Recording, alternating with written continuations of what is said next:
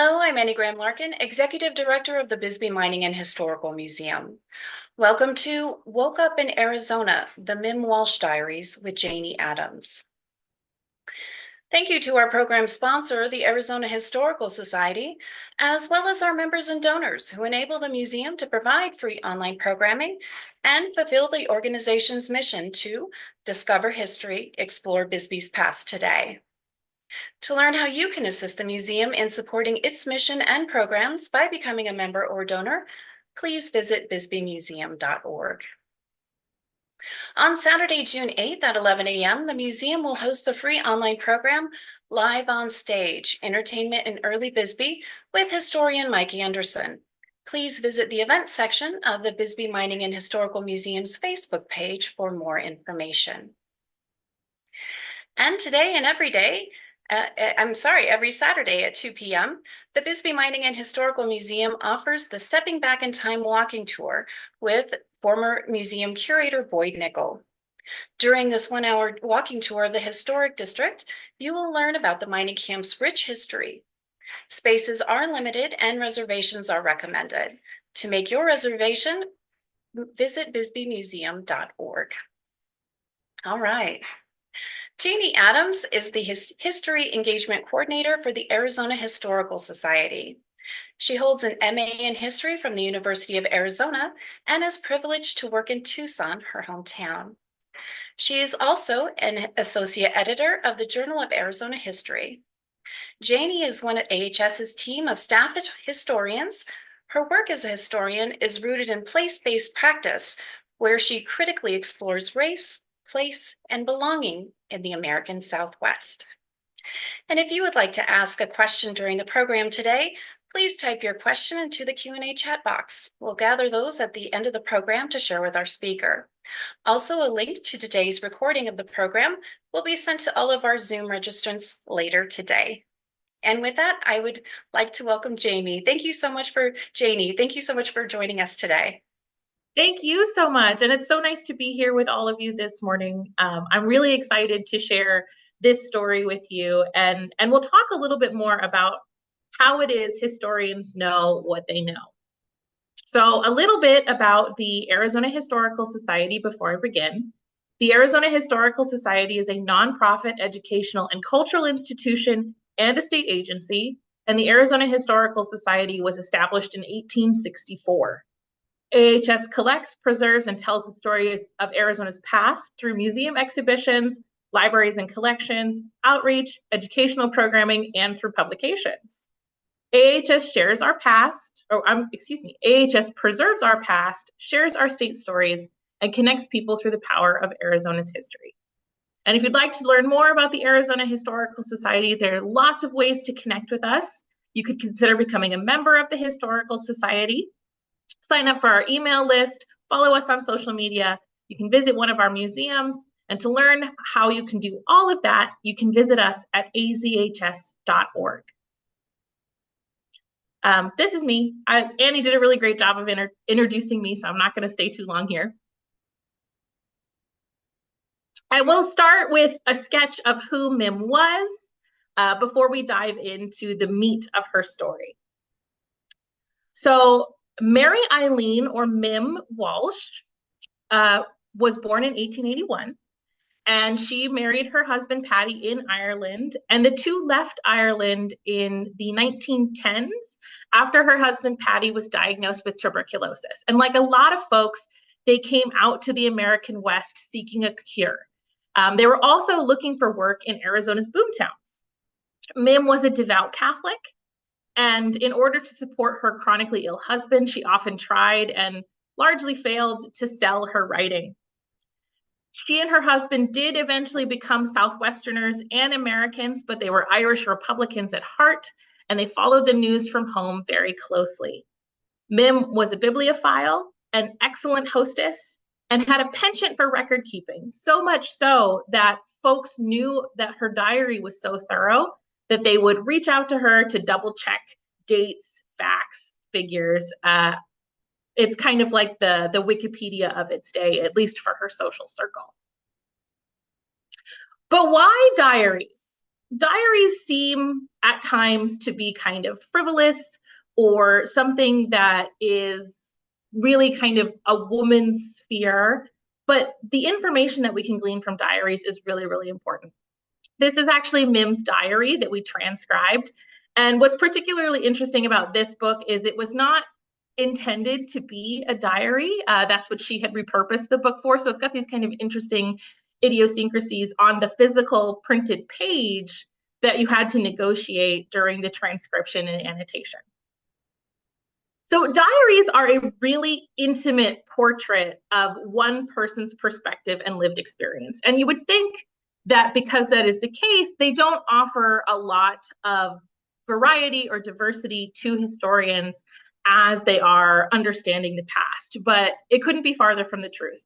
Diaries are actually invaluable to historians, partly because history is made up of the lived experiences of every person who has ever lived. And because of that, historians find themselves in a really interesting place where, on the one hand, we know that there can never be a complete history of everything because there are just some perspectives that we don't have access to. But diaries of individuals, regardless of the bias or missing information or what have you, are super important for getting us one step closer to really, truly understanding what's happening in the past. Diaries are also really important for understanding women's lives. Women and the voices of women are largely absent from the traditional source material that a historian would use, like a government document or official correspondence between world leaders. So diaries actually give us insight into a woman's lived experience in her own words. And diaries are incredibly powerful. I was working with the professor who I'll introduce later, who was transcribing this diary, and she told me this story of having access to these diaries and basically meeting with a grandson or a great-grandson who essentially told her, I hope you get what you need out of these because they will be destroyed, and this information is to never see the light of day. Diaries are that powerful. So it really isn't uncommon for diaries to be sealed from public view for an extended period of time or destroyed altogether to protect the information within the diary. So how do we still have this diary? It only really takes one person to advocate for the collection and protection of any piece of the past. Or conversely, one really concerned person to destroy that piece of the past. So in the case of Mim's diary, AHS powerhouse India Smalley Moore advocated for the sealing of the diary so that in the future, historians could read it and learn about this story. She really understood that the value of Mim's experience and the value that we can actually glean from the diary is much more important than any embarrassment that would have been felt by the movers and shakers of Tucson in the 1920s and 1930s. So Mim's diaries are housed at the Arizona History Museum in Tucson. And if I've piqued your interest after this presentation, I really encourage you to make an appointment for the next time that you're in Tucson to take a look. All right, bringing the diary to life. And this is a picture of the stacks from the Arizona History Museum in Tucson. It's actually staggering how much information is in there. So first and foremost, a really brief introduction of the Journal of Arizona History. The Journal of Arizona History is a quarterly publication of the Arizona Historical Society, and it's a peer-reviewed journal that's really focused on publishing cutting-edge research on Arizona history. The Journal of Arizona History has been in print since 1960, and so we publish 4 issues a year, and we have so since 1960. JAH staff, myself included, were approached by Dr. Judy Nolte Temple at the University of Arizona about an interesting project. She and her students had been transcribing these diaries of this Irish immigrant woman, and she wondered if there would be any interest in the information of this diary kind of beyond the project and the scope of this class. And so we jumped at the opportunity and we started annotating that transcription. But why annotate a transcription? Well, if you think about your own diary that you kept as a child, You'll remember that, sometimes you've obscured people's names, or you've had nicknames, or maybe you've redacted things that you didn't want your mom to read. So diaries have all of these really delicate relationships between people, places, and things. And those relationships do not survive in the historical record. And so because some of the language is obscured, it can be really hard for people approaching the diary 100 years in the future to understand what is going on. So at the Arizona Historical Society, the publications team has attempted, and I think rather successfully, to define every person, place, and event that Mim discusses in the diary so that we can really immerse the reader in her world and help them understand what she is experiencing. It's not always perfect, and I'll explain why. So historians are detectives. So here is a sampling of some of the materials that I had to find or had to use in order to annotate sections of the diary. And so historians get their information from two major sources. There's primary sources and there's secondary sources. Primary sources are, of course, those eyewitness accounts, things like diaries, of course, letters, census records, those kinds of things. But primary sources can also be things created by an eyewitness much later after the event. So think interviews of people who experienced something 50 years in the past. Those interviews are still really valuable as primary sources, but we do have to take them with a little bit of a grain of salt because of the way that time really ravages the memory. The other, of course, is the secondary source. A secondary source is a synthesis of primary sources that asserts a central argument about the past. So not only are historians detectives, historians are kind of principal lawyers for their particular interpretation of the past. So there was some interesting things to try to hunt down in this diary. For example, Mim talks about driving in the car from Tucson to Patagonia and stopping and eating at a Chinese restaurant in Patagonia. And so we dug through newspapers and dug through records to try to track down this Chinese restaurant and a little bit of information about the owner, the location, all of those different things. And we've done all of that for most of the people and most of the places and the events in the diary itself. But some of these mysteries are really unsolvable. And one of the difficult parts of being a historian is convincing yourself that it's time to stop looking. And that can be really, really difficult. So here's a section from the diary from 1919. Started in car at 8:45 after breakfast in Wing Fangs. Examined the tombstone of Ed Shofflin, a cairn of stones on a hill outside town. So clearly she's talking about her experience in Tombstone. And I was fascinated by this blurb in the diary because of two major things. One, Tombstone is in serious decline during this time period. And two, this is after the passage of the Chinese Exclusion Act. And it was really common for there to be Chinese restaurants in communities that had a lot of anti-Chinese sentiment. And so I was really fascinated by this restaurant and I wanted to know more. And so I searched through the Tombstone census from this time period and I found this entry. And I thought, hey, maybe it was she didn't hear correctly, or I didn't read her handwriting correctly. And so instead of being Wing Fang, it was Wang Feng. And so I started digging through newspapers to try to learn more about that. And I found a tremendous amount of rabbit holes that I eventually just had to pull myself out of. There's this really interesting story that happens where there is a Chinese miner who is living in Tombstone and is looking for work and goes to Cananea. And while he is in Cananea, there is a conflict there with Apache people, and he is presumed dead in this attack with Apache people. And it actually turns out that he survives the attack and returns to Tombstone to recuperate. But beyond that, we don't know a whole lot about his life. And there's this interesting drama that happens with the editor of the Tombstone Prospector, and there's a kidnapping attempt. And where does this man go? Is this the same Wong Fong, who lives in Phoenix, who is kind of brutally murdered, and it's a cold case. There are all of these really interesting rabbit holes. And unfortunately, eventually, you just have to kind of set it aside and move on to the next thing, especially when you're working with a publication that has a deadline. But this is a story that I return to occasionally and attempt to tease out some more information. So a little bit of historical context before we actually jump into Mim's life. As a reminder, Arizona becomes a state in 1912. Yeah, 1912. I always mix that up. I always want to say it's 1914, but it's February 14th, 1912. Of course, the First World War is underway. And in Arizona, that is directly linked to the Bisbee Deportation, which she documents and we'll talk about a little bit later.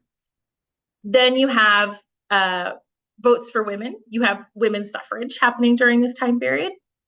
And you also have prohibition. So all of these things are kind of swirling around, not only nationally and internationally, but in Arizona and in Bisbee specifically. And they have these really interesting intersections with Mim's diary. All right, so getting into the diary itself, living in Arizona. So Mim's first entry in her diary when she comes to Arizona begins with, woke up in Arizona, bleak enough scenery. She and her husband first settle in Bisbee/Warren in 1916, and they really struggle to find housing initially, and they're kind of bouncing from rental to rental. They eventually find jobs with the Phelps Dodge Mercantile Store, but Mim is soon after let go from her job, and she seems to think it's because she is a married woman, and it was considered unsightly for married women to work, even if they had no children, when there were men who needed jobs to support their family. The argument was made that this was because of the wartime scenario, but it probably would have been considered inappropriate, even if there wasn't a major global conflict happening. Mim and Patty do make some friends when they move to Bisbee, but those relationships are relationships of convenience at best. They don't really seem to keep up with anyone when they leave and move to Tucson. And of Bisbee, Mim writes that the town is, quote, ugly and congested, but has good shops. So a little bit more about the Bisbee housing shortage. And this is a common refrain throughout the entire diary until the Walshes do eventually purchase a property in Tucson. Housing is a huge problem in southern Arizona at this time. So on March 20th, 1916, Mim writes, in Bisbee in quest of rooms, saw terrible places, none of which had rooms to spare, except one lady who wanted $6 a week for a bedroom.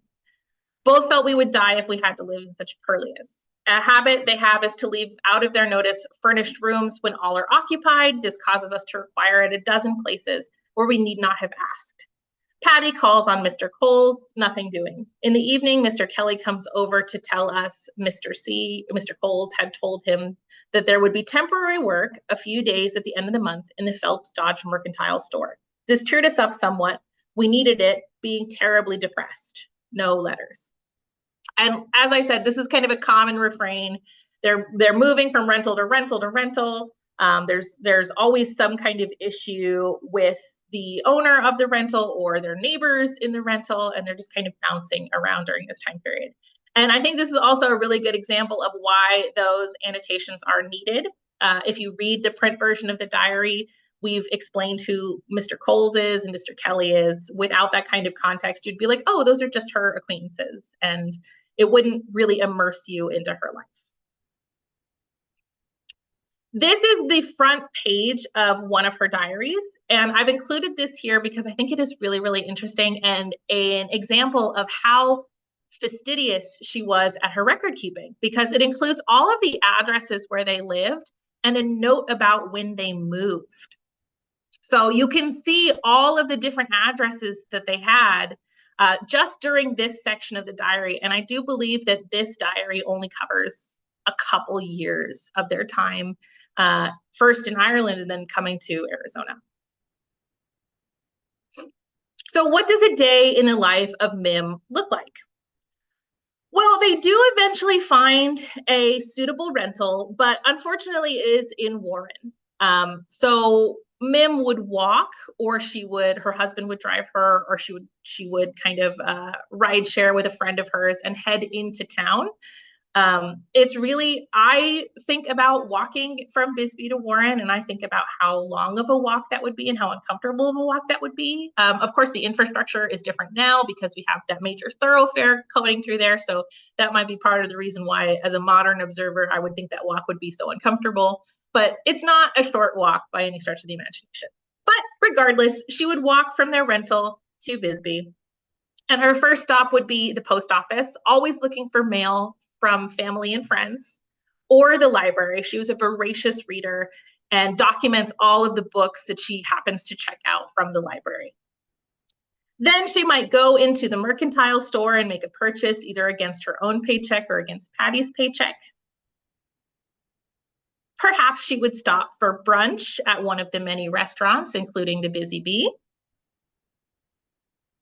And then on one very special occasion, she did go to the Orpheum to see Ramona. Ramona was wildly popular during this time period. Unfortunately, this particular version of the film, I do believe, is kind of a lost treasure.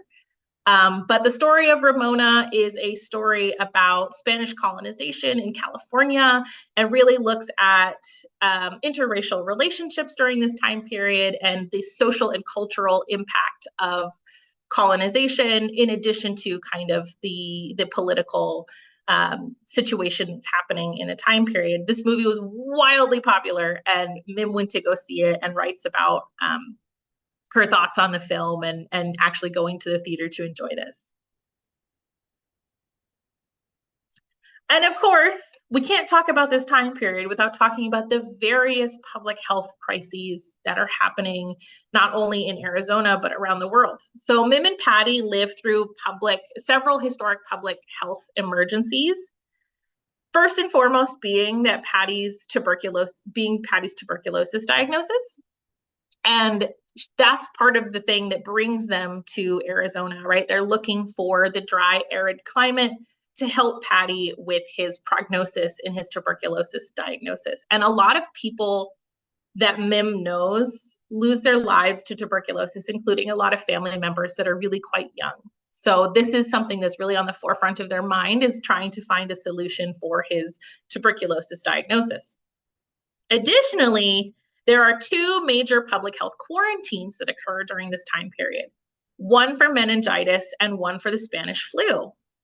Masking, quarantine, lockdowns, all are prescribed and all are really hotly debated, which is really interesting for us, just having kind of come through a fairly similar public health emergency. You know, what does the past have to teach us about where we are in the present? Bisbee itself was more or less in consistent quarantine from 1916 until 1918. And here are some clippings from some newspapers during this time period. And this was really widespread, and the concerns were really widespread. And I have kind of highlighted meningitis and the Spanish flu as being the major concerns during this time period. But of course, there's smallpox, scarlet fever, German measles, all kinds of things, and they're really widespread. And of course, if you have one, that decreases your immunity and you're more likely to catch the other, and it turns into this whole issue. And what's really interesting about the news reporting on this is the reports on how contentious the quarantines, the maskings, and the lockdowns are during this time period. And a lot of the rhetoric is really similar to what we had been hearing the last 4 years. You know, the impact on small businesses, the impact on people's social lives, the impact on school children. It's all really kind of eerily similar. And then, of course, we cannot talk about Mim's experience living in Bisbee without talking about the Bisbee Deportation. Usually when I give this presentation outside of Bisbee, I have to give like the long and short of the story, but I'm sure this is something that you are all very familiar with. So I will just let Mim give you the Cliff's Notes, and then we can discuss that a little bit. So Mim writes on June 27th of 1917 that the strike is il fait accompli, and about half of the men are out and more are expected to go. The next day, she writes that the strike is increasing, the mines are likely to shut down. And of course, she went about her own life as well. She went to town and bought various items because she and her husband are leaving for Los Angeles. In July, she writes, decided to pull out for Los Angeles tonight, a little bit early ahead of schedule. Patty is already better at the prospect, went down to do business necessary, and found the town like a Sunday. Special deputy sheriffs, 1,200 in number, arrested all strikers and have them interned in Warren Park. And then later that night, she writes, left Bisbee for Los Angeles in rain and thunder. Many IWWs in train who had escaped the deportation. And then she writes in parenthesis, men taken by sheriffs in Bisbee deported to Columbus, New Mexico. Patty had a good night and the train was very hot. I think that last section is particularly interesting, thinking about the impact on folks who either escaped deportation or were not targets of the deportation and their experiences. And then Mim doesn't really visit this topic again. Mim is really, to say that she is pro-labor, I think is applying too much of our modern understanding of this. But I think that she is really concerned about working people and what's going to happen to working people. But this story just kind of fades out for the rest of the diary for Mim.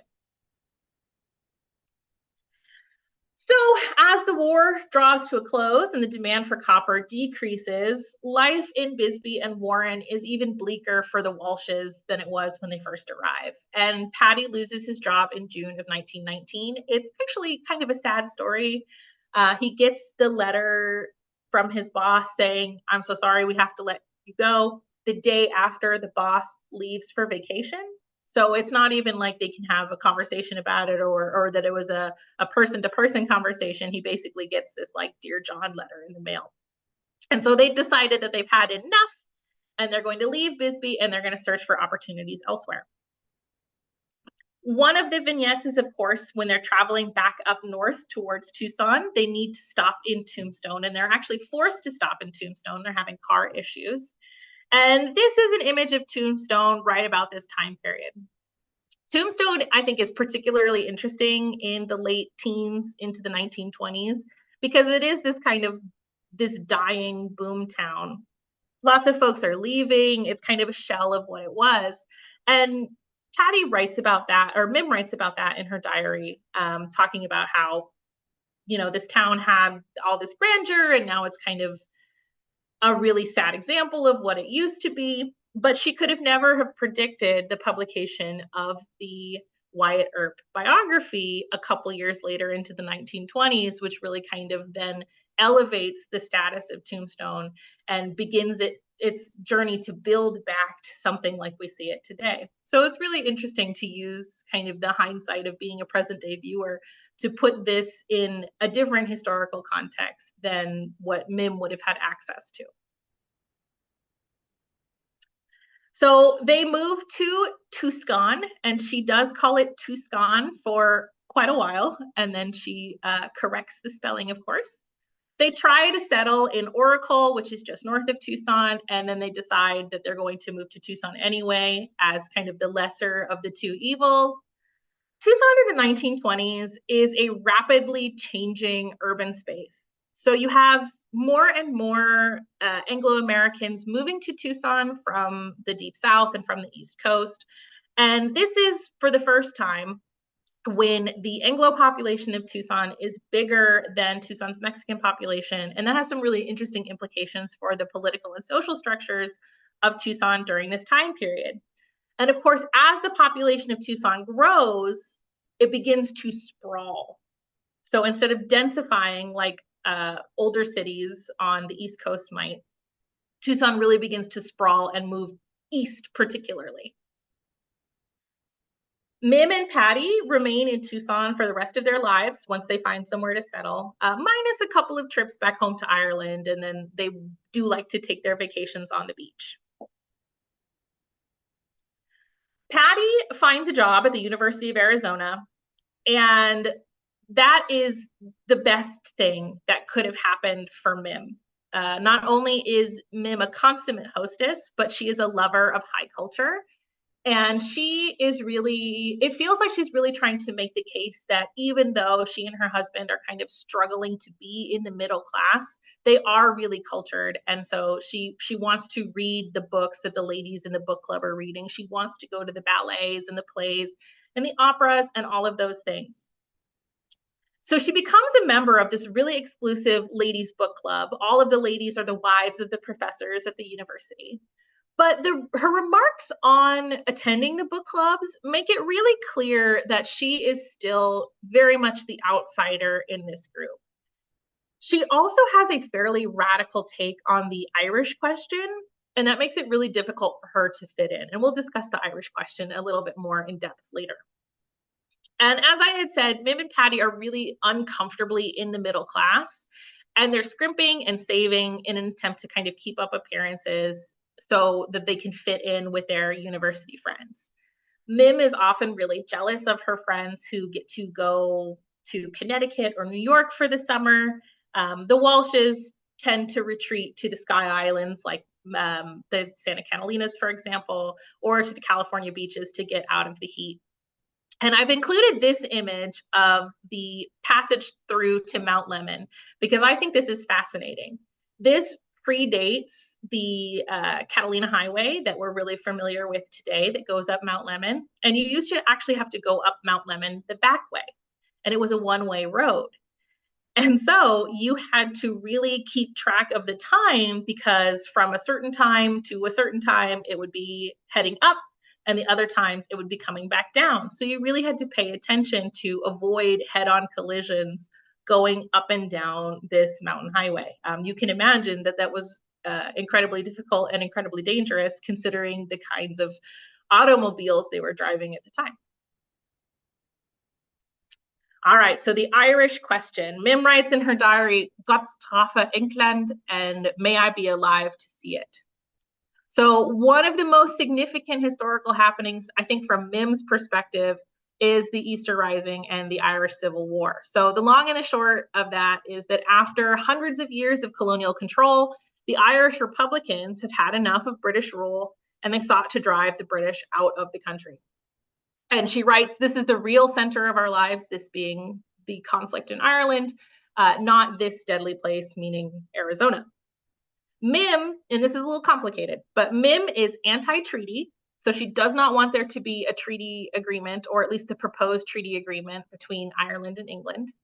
And Mim hopes for an independent Ireland. The fighting of the Irish Civil War during this time period is really brutal and ends in a truce. Ireland is divided. So you have the Republic of Ireland, and then you have Northern Ireland.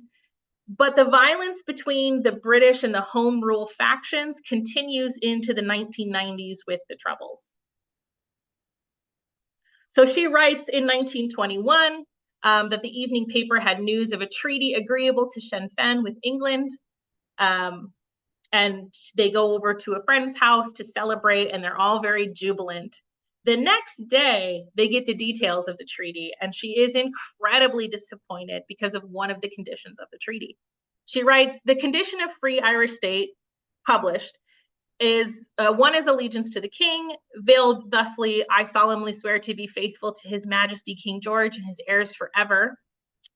And she says that she is very disappointed, and subsequent diary entries really reveal how fervently disappointed she is. I don't think very disappointed really covers how upset that she is with this conclusion to the treaty problem. So Tucson in the 1920s, as I said, was becoming this urban place, and it was beginning to sprawl and becoming really cosmopolitan in a way that was akin to cosmopolitan cities on the eastern seaboard or perhaps in California, as opposed to kind of more, as opposed to larger cities in other places in Sonora. So some examples, of course, include department stores. Tucson very famously had the Steinfeld department store, which was huge. And a lot of folks tell me about their experiences going to the Steinfeld store and how glamorous it was. And then, of course, there's the expansion of the Fourth Avenue shopping district. Mim and Patty actually settled down not too far from the 4th Avenue shopping district. This is their home that they eventually purchase. And they're really quite happy with it, and they stay there for the rest of their lives. One of the most fascinating parts to me about the Mim Diaries is the exploration of early car culture in not only Arizona, but in America kind of broadly. The Walsh's Ford becomes this like really important character in the diary. Mim herself has some fear of driving, and she is the passenger on these road trips. But road tripping in the past is a lot more involved than road tripping of today, of course, because it becomes this lesson in practical survival and mechanical skills and less of like a fun family vacation. Uh, Particularly in the American West, service stations, restaurants, hotels, other accommodations are really few and far between. Arizona does not really get paved roads, formal paved roads, until the late 1930s. Most of the roads in Arizona are either worn out wagon ruts or they are improvised. There are lots of entries in the diary where she writes about driving from Tucson to Mexico and seeing people just kind of stuck in a ditch somewhere because they attempted to go off-roading in their Ford coupe. It didn't really work out super well for them. Travelers carried extra gas, water, parts, food, clothes, and people really balked at some of the distances. Mim writes in the diary on several occasions, "I can't believe that they invited us to this party. It's all the way out there on Wilmot Road." And if you're not familiar with Tucson, the distance from the University of Arizona to Wilmot is about 5 miles, let alone the distance from, say, Tucson to Bisbee, Tucson to Phoenix, Tucson beyond. They take the car to the Grand Canyon at one point, and she documents their trip going up to the Grand Canyon, and it's really quite harrowing for them. This is an example of the kind of car that the Walshes had. This is a Ford coupe. But they road tripped across much of Arizona and into California. Patty would unfortunately take drunken forays into Mexico. Remember that this is a time of national prohibition. Arizona had tried prohibition in advance of national prohibition, and it was just not successful, largely due to our proximity to Mexico. It was really common for people to just load up in their car, go to Mexico to party, and then drive home. The Ford was stolen a couple of times, eventually returned, but stolen on a couple occasions. But what I think is particularly interesting is that this really cements a time when the automobile is less of a luxury fad item and becomes an indispensable need because cities are starting to sprawl and they're not designed, at least at this time, to be walkable. They're designed to encourage people to drive their cars. On one adventure, when they're driving from Tucson to Bisbee just to visit, she writes, "The road from Patagonia was unspeakable as far as driving went, but magnificent as to scenery. We crawled up broken cliffs, our low gear groaning and straining, and at the top found ourselves deep in the woods, among lovely hills covered in trees of all sorts. Then we would go cautiously down a steep place covered with broken rocks into a lovely valley, and this sort of thing continued for about 10 miles. We had no trouble, however. The car behaved well throughout." So I hope that gives you a taste of Mim and her experiences. And if you'd like to read her diary in full, there is an abridged, annotated transcript of her diary available through the Journal of Arizona History. If you have your cell phone handy, I've included a QR code here that you can scan if you'd like to access that through Project Muse. If you're a member of the Historical Society, you get free access through Project Muse. Some other works of interest about this time period might include the Great Arizona Orphan Abduction, Los Tusanenses, Bisbee 17, which is, of course, a fictionalization, but I think really quite good at immersing us in the time period, Borderline Americans, Tucson by C.L. Sonicson. And if you're fascinated, like I am, about how Arizonans shortened the distance between time and space, this article in the Journal of Arizona History about the construction of the Catalina Highway is really fascinating. And I think with that, we're ready for questions and answers. Thank you so much, Janie. That was fascinating. I really enjoyed the parallels that are happening. Whether it be the Spanish flu and meningitis and COVID, and then also there's a housing shortage here in Bisbee now for different reasons than undoubtedly it was then. That was absolutely fascinating. Our first question is from John. He asks, you mentioned her social tendencies, and he was wondering in Bisbee if she mentions any names of other residents that she may have been associated with. His great grandmother and her family lived there from 1917 to 20. And a report from us at the Bisbee Museum said that she was very socially active. And he was wondering, can someone look for any passages for any names of Mim's friends? Oh, absolutely. So she was really social. She loved to be surrounded by people. And of course, her diary is really funny in the way that diaries usually are. So she would say, she would have all these friends and they would be like, oh, she was just lovely and she loved our children. And then Mim would write in her diary, I hate those kids. They're a millstone around my neck. But she would give them Sprite and cookies and just kind of turn them loose in her house, which might have been her own doing. So as far as individual folks, we have done our best to try to name all of the folks that she was friends with, and there is quite an extensive list. So if you have access to the diary through Project Muse, or if you're interested in purchasing a copy through the Historical Society, we have done our best to define all of her friends, list their names, provide the information that we can about them. So hopefully your family member might even be in there. And I'd like to mention that in the follow-up email to all of our registrants, we will have those links provided for you in the event you missed them just a moment ago. The next question, how does Mim's diary stand out compared to other diaries of the period?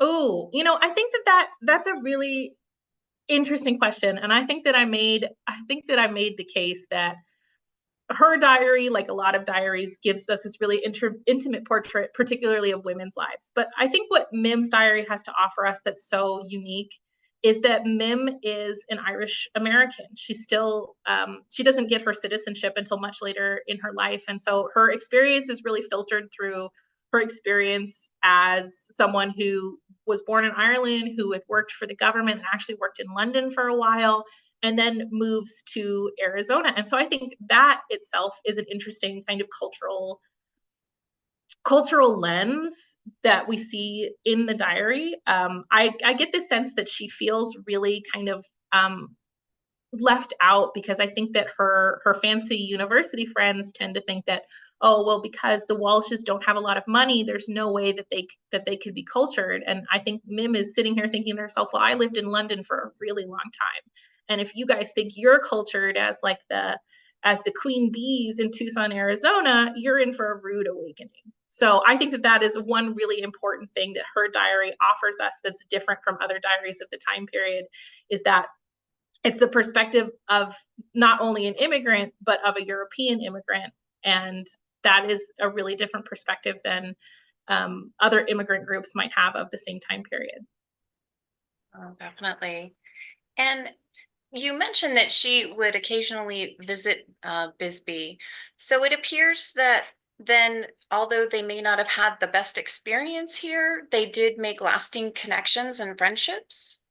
Is that correct? I think that's true. She calls on the same family every time she goes there. And as I had said earlier, of course, your diary is your safe place to write all of the nasty things that you would, never say to anyone's face. So it was always, Mrs. So and so is so uncouth, but I still drove this harrowing journey, which, today takes 2 hours to do. In that time period, I imagine it would take a whole day to do, but I still made this harrowing journey to go visit her, even though I think she's so uncouth. So it's hard to get a sense of, on the one hand, diaries do give us this kind of window into the soul. On the other hand, diaries are this safety valve for all of your thoughts and all your feelings. And sometimes you write things that you mean, but not things that you would ever say to anyone. But again, she knew that people wanted to consult her diary, or at least consult her record keeping, for information about their own lives. And so I wonder how much self-censorship she had in the diary. And of course, we would never know. Yes. Christine has a comment. She says, "Thank you so much for the outstanding program. I am familiar with the diary from carefully reading the article in the AHS Journal.